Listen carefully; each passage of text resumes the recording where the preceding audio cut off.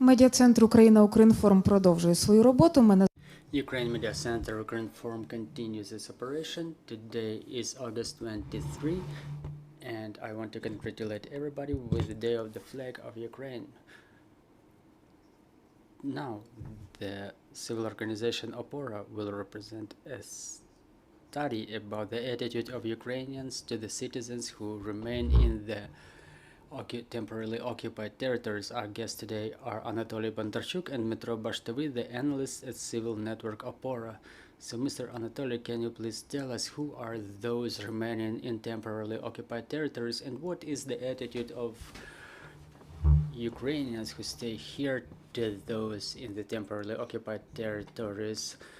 Good afternoon, everybody. Thank you for joining us, for watching this broadcast. We at OPORA wanted to study this issue, how the Ukrainians who stay in the territories under Ukrainian control see and perceive the Ukrainians who, due to different circumstances, remain in the temporarily occupied territories. Our sociologic study was going on from 3rd to 17th of July. We've covered 2011 respondents who are in the territory under Ukrainian control from different regions of Ukraine. And the questioning was exercised by personal interview, which is important to mention. And according to the results of our study that we've achieved a number of interesting conclusions, one of which is that Ukrainians who are staying in the Ukrainian controlled territory, they have more understanding to those Ukrainians who still are in occupation, who ended up in occupation under the 24th of February 2022 after the beginning of the full-scale Russian invasion. So if we talk about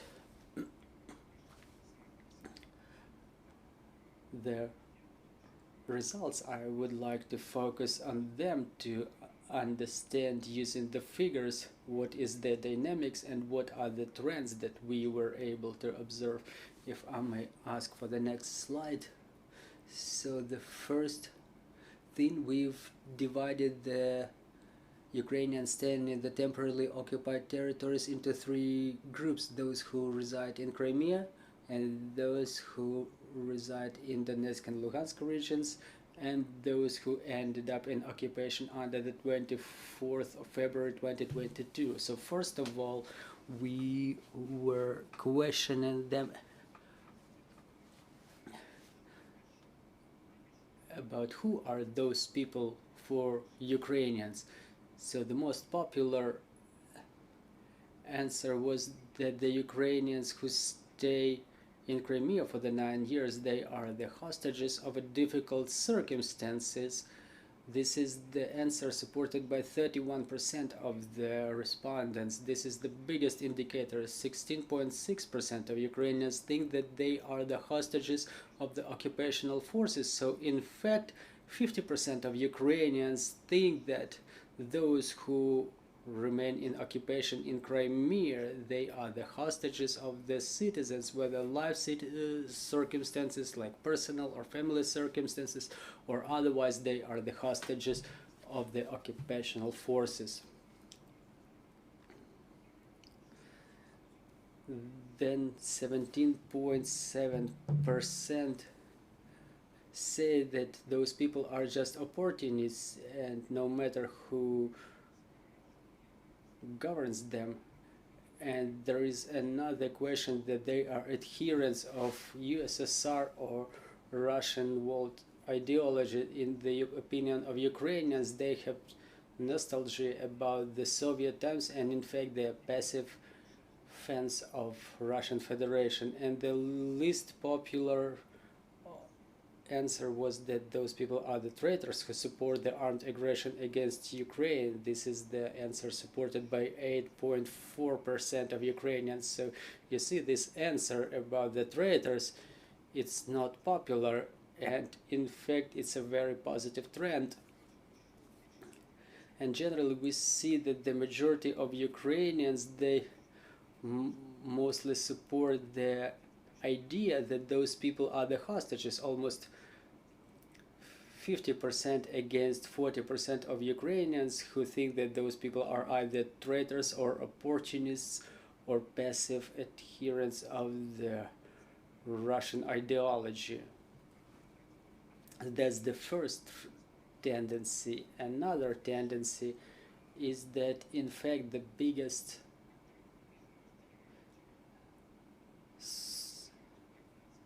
support and understanding is enjoyed by those people in Crimea, by the residents of the east, of the north, and of the south. You know, in the west, the Ukrainians have less understanding of those people who remain in Crimea. Talking about the age categories, there are certain tendencies observed too. We see from the slides that the younger are the Ukrainians, the less they understand those who remain in Crimea. This is what we see according to the results of our question.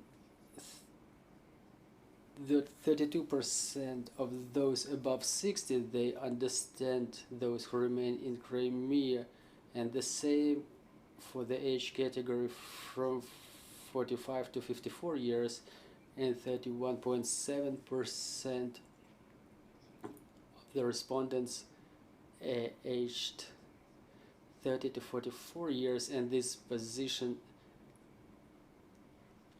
is only shared by 25.9% of the Ukrainians aged 18-29.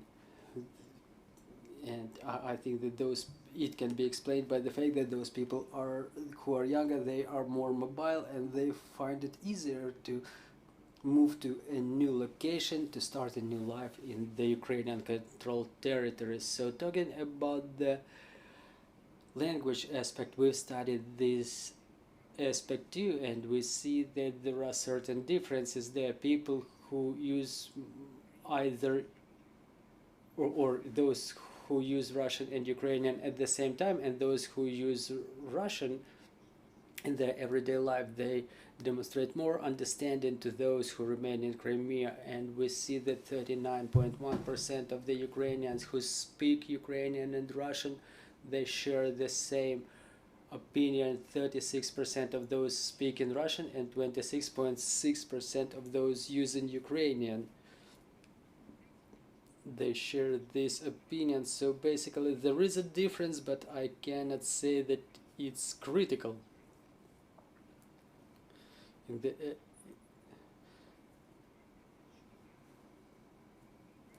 proceeding to the topic of occupied Donbass, the territories occupied since 2014-2015, the tendencies are similar with those for Crimea. However, a larger percentage of Ukrainians demonstrate understanding to the people who remain in those territories. Talking about percentage again, the opinion that those people are the hostages of the difficult life circumstances is supported by 39.5% of Ukrainians. Then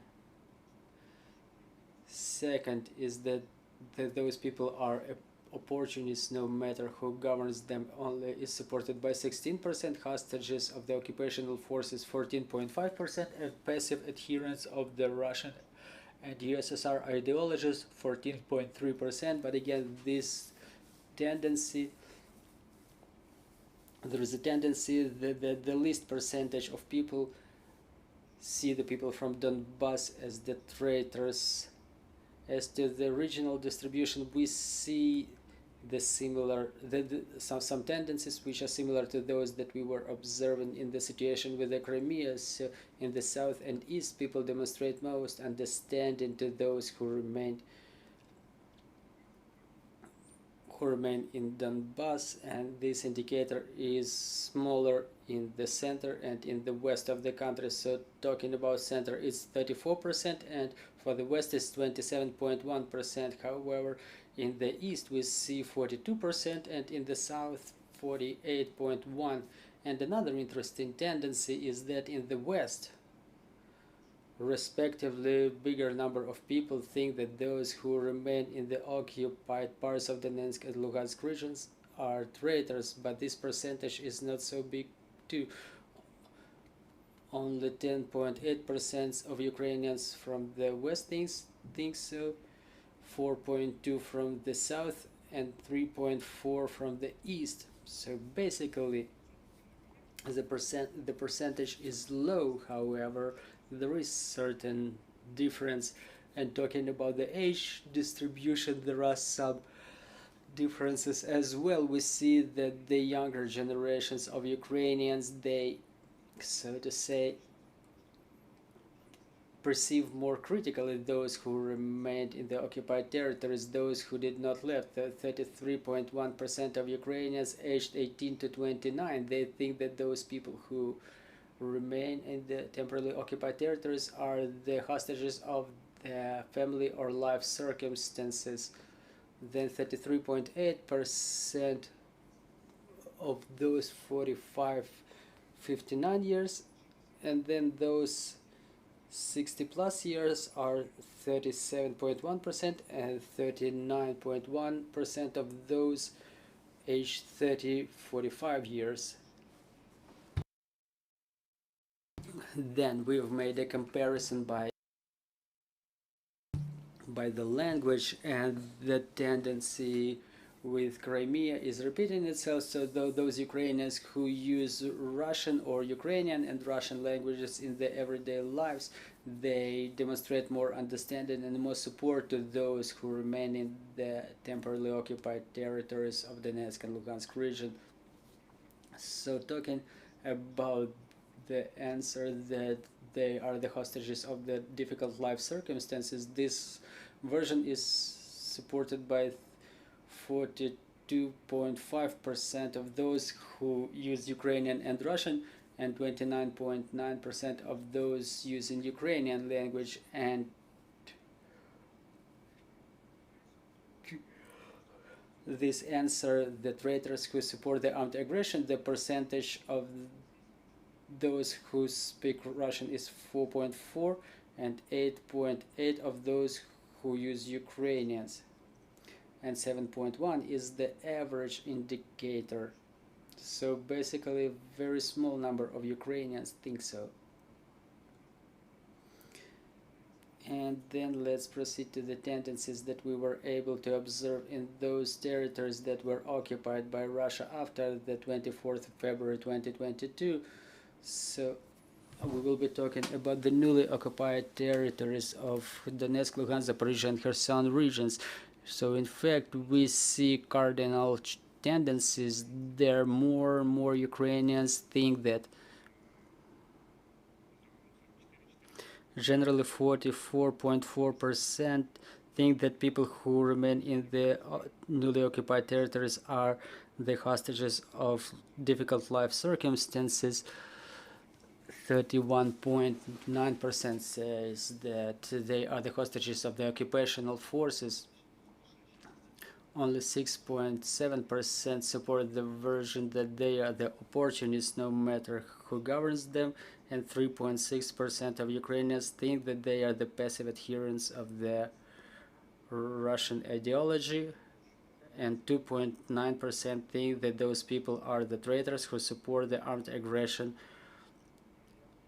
of Russia. So we see those answers who say that those people are either opportunists or traitors or passive adherents are supported only by 13% of respondents against almost 80% of Ukrainians who say that those people are the hostages of difficult life conditions or occupational forces, those who, for example, don't allow them to leave those territories and stuff like that. Talking about the age distribution, we we're not observing any such tendency. Ukrainians of all the age categories, they perceive in the same way those Ukrainians who remain in occupation. There is a difference, but it's not as critical as in previous cases.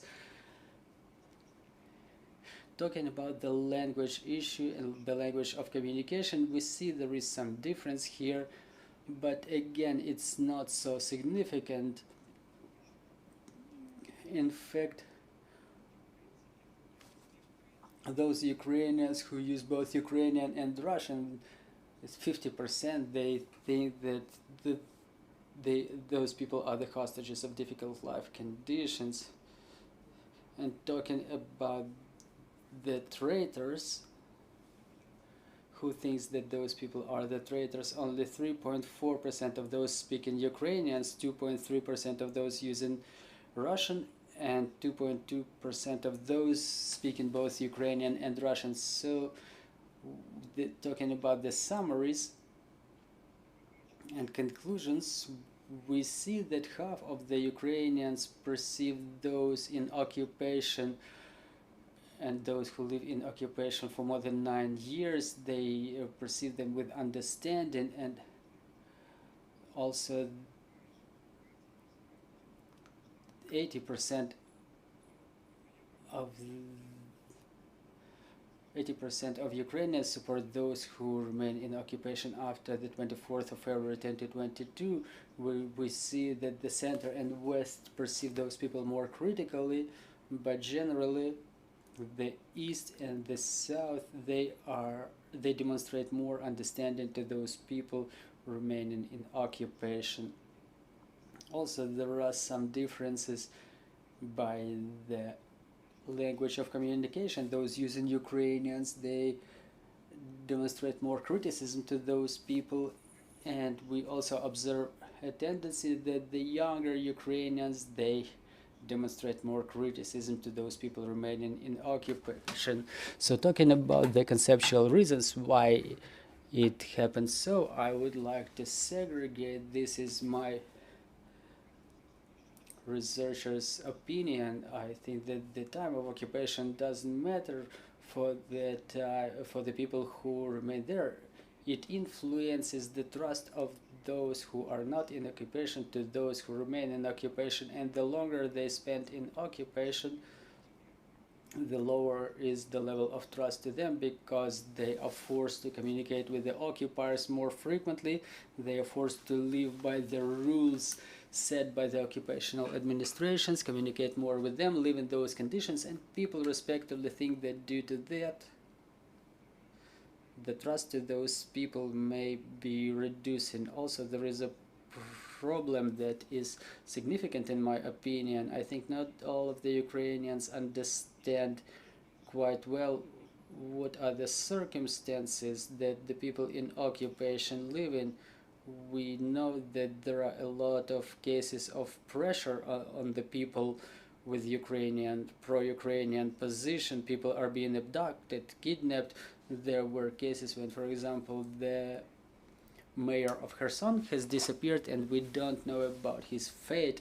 It's not only about the activists, but also the representatives of the local governments, just the people who stand on pro-Ukrainian positions, people who refuse to accept Russian passports, express their identity in one way or another.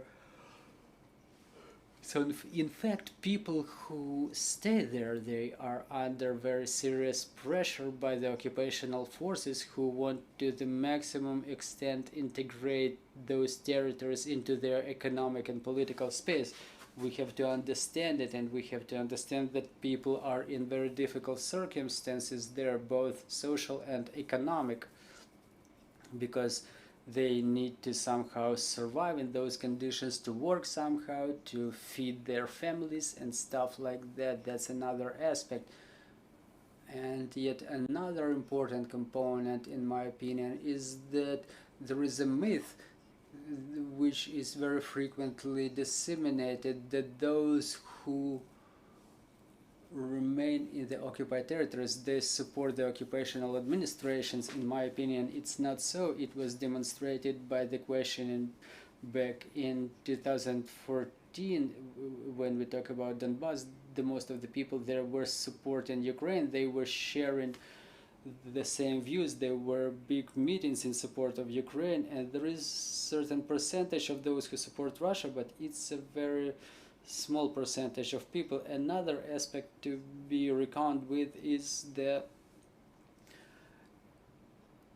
structure of the population in the occupied territories. We have to understand that many Ukrainians left not only the Ukrainian controlled territories to move to the safer areas or left abroad, but it's also about the people who stay in the occupied territories. Many people also left from there. Many Ukrainians, different Ukrainians, due to a number of reasons, they decided to leave, and it's an important thing that should be reckoned with. For example, there are such opinions being spread that this or that city is pro-Russian. Well, it's not quite so, because the majority of people with the Ukrainian pro-Ukrainian position could live there. Here I would like to give the floor to Dmytro, who can tell you in more detail about the attitude of Ukrainians to passportization, to those who are supposed to be brought to criminal liability for collaboration with the occupiers, and the things alike. Thank you. I would like to add to what Anatolii has said about the attitude of Ukrainians to those Ukrainians who remain in the temporarily occupied territories. You know, Russia tries to change the ethnic structure. They have a policy of populating those areas with other peoples of Russia. They make exemptions on mortgages. They russify those territories. We have to understand that those areas are repopulated not only by Ukrainians. So the understanding of sociology from inside of the occupied territories may have some errors or be considered void, but in our other study that we had with Kyiv International Institute of Sociology, we wanted to study understanding of our Ukrainians living in the territories under Ukrainian control, their attitude towards Ukrainians who accept their Russian passports, their understanding and attitude about who is subject to the criminal liability for collaboration with the occupational government or for other actions, or just we can try to identify the categories of population who are supposed to be brought to liability. And we also need to understand what is the attitude of Ukrainians to the postponement of elections in the temporarily occupied territories after their liberations, and can the voting rights of those citizens in temporarily occupied territories be restricted. So the attitude of people there is very important, because after the deoccupation of the territories we will have to face a problem of looking for the ways to reduce the social pressure to revert to full-fledged cultural, political and social life. And in our opinion, we should start working with it today. This is why we've segregated those issues that I've named, and I will proceed to them right away. I will just add a little bit about the sociology itself. More than 2,000 people were questioned above 18 years, and they were residing in the Ukrainian controlled territory until the 24th of February, and those people who were residing in the territories occupied since years 2014-2015 were not added to this questioning, and the error is below 2.5%. So talking about passportization, I would like to say that it's one of the important aspects of integration of temporarily occupied territories to the space of Russian Federation. It can be named one of the elements of genocide of Ukrainian people. It's expressed by the fact that without Russian passport you cannot survive in that territory. Our citizens are deprived of their rights to medical services, government services, and it negatively affects the very fact of existence in those territories. In the same way, the occupational forces, they try to find ways to press on the Ukrainians who support the Ukrainian government and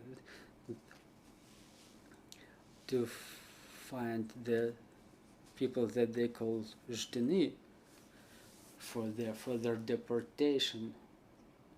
And I cannot help but remember the last case when in Kherson region they were directly stating that if people refuse to accept passports, they wouldn't be able to get insulin in Lazurny Kherson region, and occupational forces threatened to deport those children and their parents and children who refuse to study in compliance with Russian education programs. So one of our studies was passportization. So people perceive those accepting Russian passports with understanding. 66 or 76% they think that the people accept those passports under physical threat or due to some financial reasons to be able to continue getting their salaries or pensions. 36% of respondents support this opinion, and only 31.7% support the idea that the Ukrainians accept Russian passports because they support Russia, or for resistance tasks. This is the opinion supported by 14% of our respondents. So the 14% say that there is a resistant movement. We understand those who support the Ukrainian government in force to repel the enemy, to report the movement of enemy troops and stuff like this. So the only thing I can summarize is the information policy of this passportization is at the decent level. Ukrainians understand that other Ukrainians in temporarily occupied territories, they need to survive and to accept Russian passports as a consequence.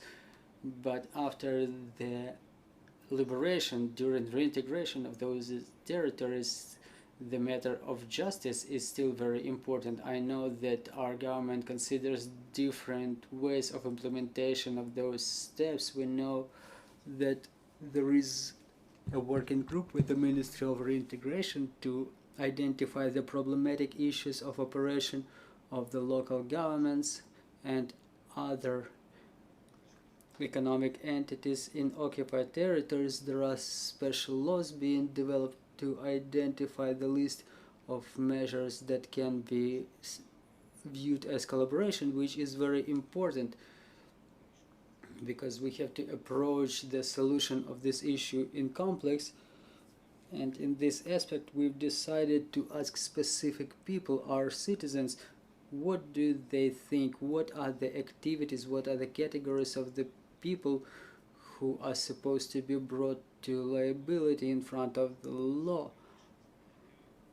So, as you can see,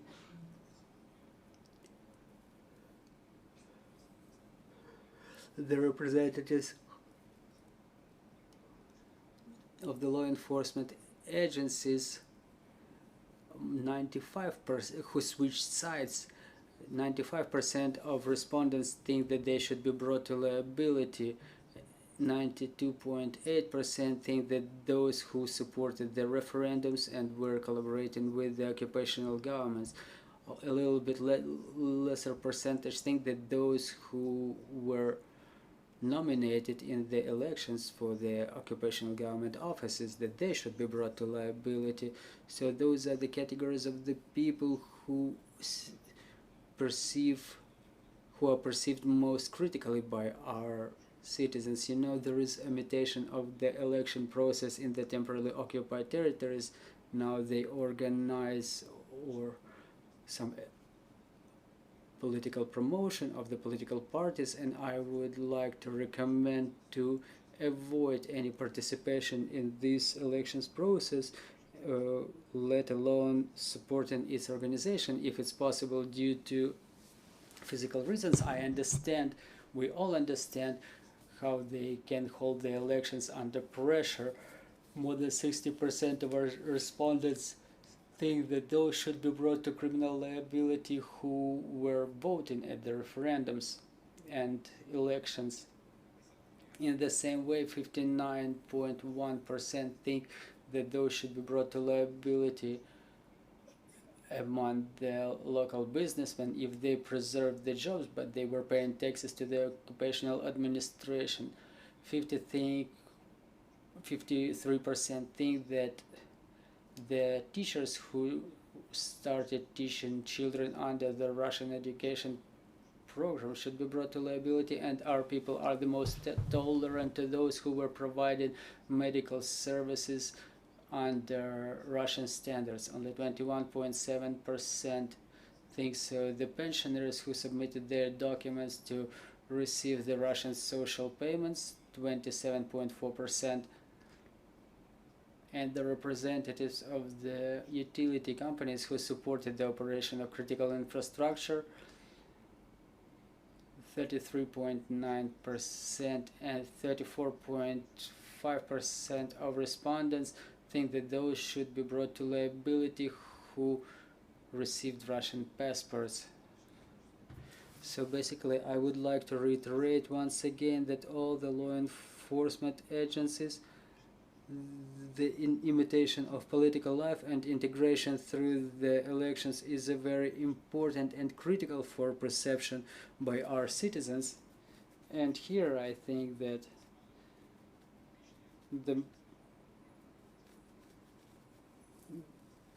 the attitude will be very critical to them after the occupation, so they should pay attention to it. After the deoccupation, we may state that there will be a lot of challenges in the elections process. There will be full-fledged migration processes, but a very important issue will be still the elections in the occupied territories. And here we've decided to ask our citizens what is their opinion on restriction of the election rights, whether to be nominated or to vote. And as we can see, we've identified that the voting rights should be restricted for those who was working with the law enforcement agencies or occupational authorities. The percentage of those who support this opinion is 18.3%. Lesser percentage supports restriction for those who were organizing the elections and referendums or taking part in them, 16.1%. For those who were accepting Russian passports, only 3.1% of our citizens think that those people should be restricted in their voting rights, but totally 61% of our respondents think that the voting rights should be restricted for all the categories that were mentioned above.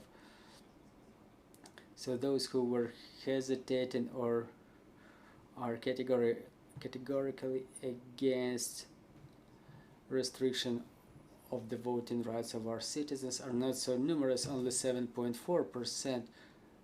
But I want to reiterate it again, it's not about deprivation of voting rights, but about their restriction. And I would like to proceed to the next two questions, restrictions and postponement of the elections. Here we've segregated the territories occupied in years 14-15 and those occupied after the 24th of February 2022. And I would like to mention that, well, as you can see from the slide, the majority of the citizens, more than 68%, think that we should postpone the elections in occupied regions of Donetsk and Luhansk region, as well as Crimea. And talking about the period,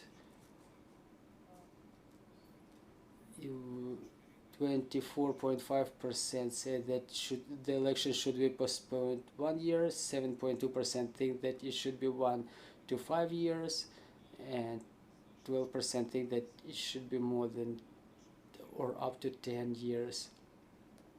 And there is a certain percentage who say that the election should not be held there. And to compare it with the territories that were occupied after the 24th of February, the difference is that more people think that the election should not be postponed there. 37.3% of the citizens, they think that no such period of postponement is required for the organization of the election process. And the biggest difference is that 27.4% think that the election should be postponed for 1 year only. So if we compare occupied territories of Donetsk and Luhansk region plus Crimea, more people think so. And here in this case it's only 1 year. So the option with 1 to 5 years is quite popular because 21% think that this is the period the election should be postponed for 5 to 10 years. I apologize, 5 to 10 years it's 7.3%, and more than 10 years only 2.3%. So you see the most popular periods are those shorter ones, like 1 year or from 1 to 5 years. And here I agree with Anatolii. I would like to repeat that duration of occupation, as we see, directly influences the understanding of when the elections should be held, the process of reintegration, return of Ukrainian control may be extended for some period, as we know, to return the authorities to the occupied Crimea. The government says they need 50,000 employees, and they're building the talent pool to work in the local governments, in the utility services, educational sector, medical sector, to bring that life back quickly. But it's difficult not to agree with the opinion of our people, because renewal without renewal of full-fledged public governance in the occupied territories, from the point of view of organization, elections there would be just impossible. Thank you. Thank you for the presentation. Dear colleagues, do you have any questions to our speakers?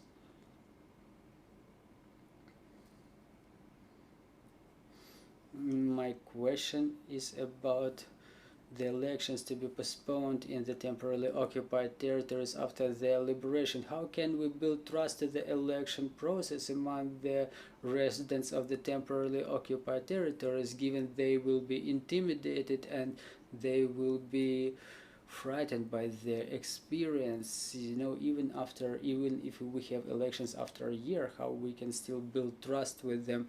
I think that the trust will return through understanding of the stabilization process, stabilization measures to be taken in my opinion, after the justice is brought back to the temporarily occupied territories, as the election process would be organized through understanding, so to say, and clear organization.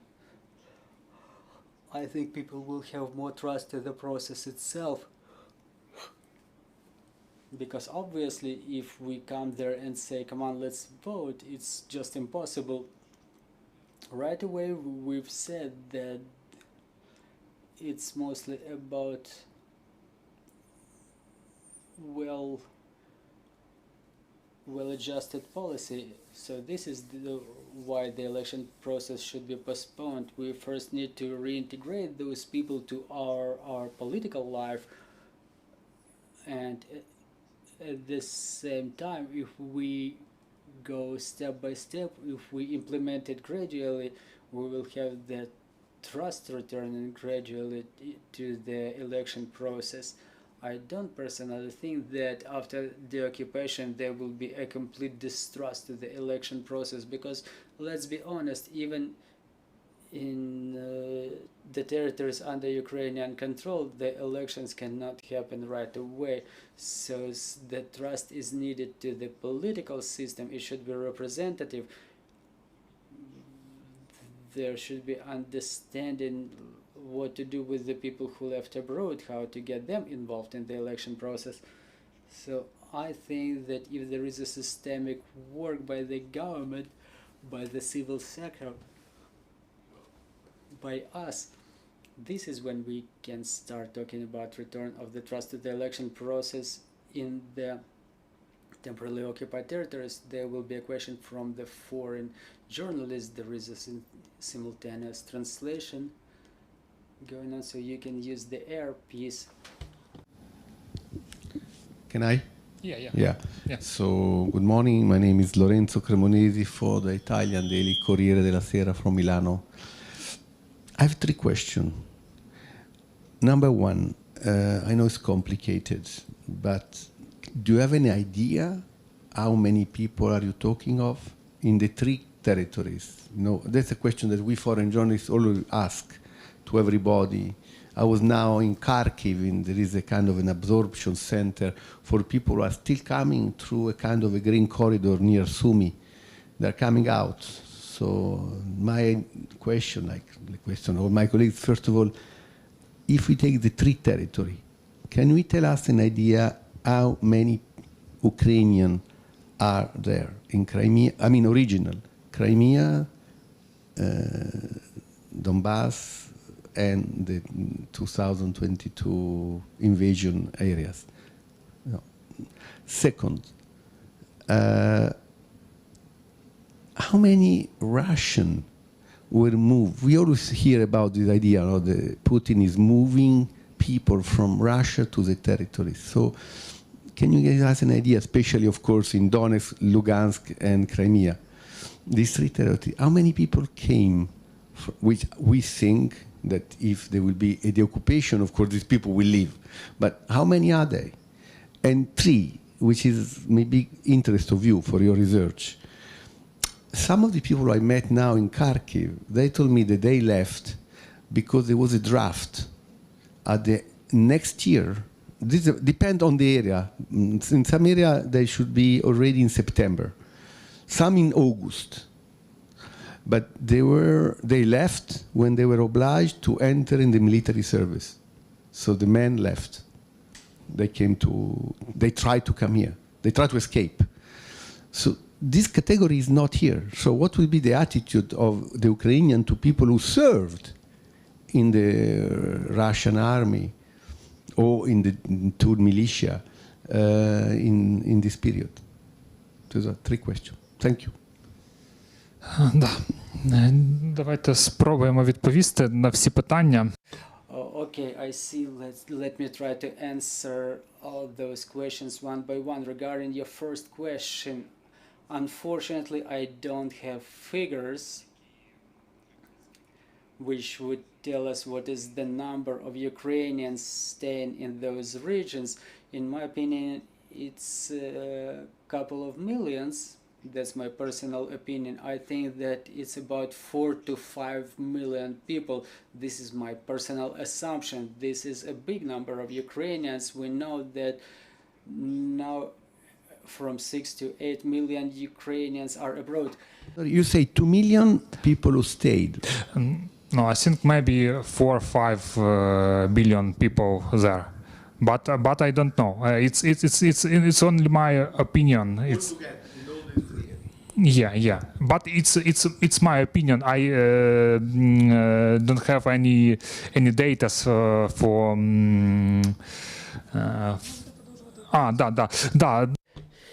Yeah, unfortunately, we don't have in our organization does not have the exact figures, but my personal assumption is that it's several million people. Talking about the Russians who currently live in the occupied territories, it's a complicated question too. I don't know. I think it's probably tens of thousands, maybe more. We were preparing the materials on Mariupol that many Russians are coming there, so there were more than a couple of tens of thousands of Russians coming there. Maybe this number is bigger for Donetsk and Lugansk. I don't have again the exact figures, but I assume this number may come up to maybe 100,000 Russians, and the longer the occupation goes on, the more Russians will be coming there, because Dmytro has already mentioned there is the special mortgage program for Russians. Russia has plans to do developing in Mariupol to move the Russians there. Also, there is a number of Russians who reside in Crimea, so I think that it will be a challenge for our state what to do with those people. It's a complex question that we have to think about very seriously, what to do with them. Now, it's difficult to answer this question for me.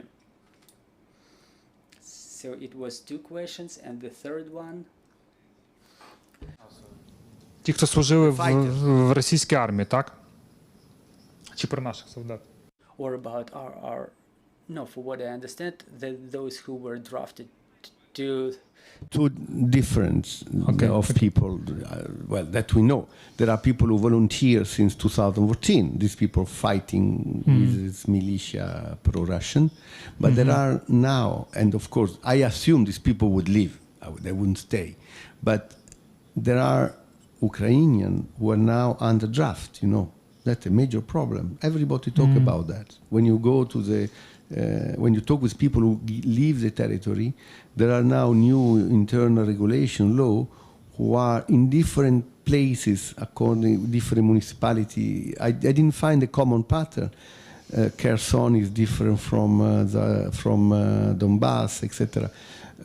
But for instance, there was a guy who left Lugansk. I was talking with him a few days ago in Kharkiv, and he told me that in Lugansk, from beginning of August, he was supposed to enter in the Russian army with the local fighters, and he left. So, but another family from near Mariupol told me they left because the father was supposed to enter before the end of the year. I mean, before 31st of December, he was supposed to become a soldier with the Russian fighters. So, what to do with these people?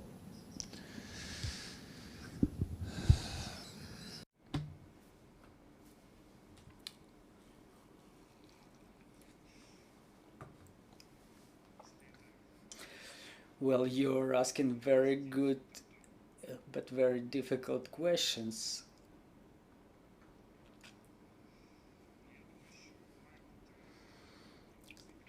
I believe that we should create a complex approach to those people who were committing crimes, who were committing war crimes. These people should be brought to liability according to the law of Ukraine if they were involved in any criminal activities. As to the people who were mobilized in a forced manner, but they have not committed any crimes, I think we should develop some approach for them, how to deal with them. There should be some different kind of liability, maybe some more liberal liability contemplated for them. For sure, there is a problem of forced mobilization in the occupied territories. We know about that. There is a lot of information about that, and we urge the people to the maximum extent possible to avoid,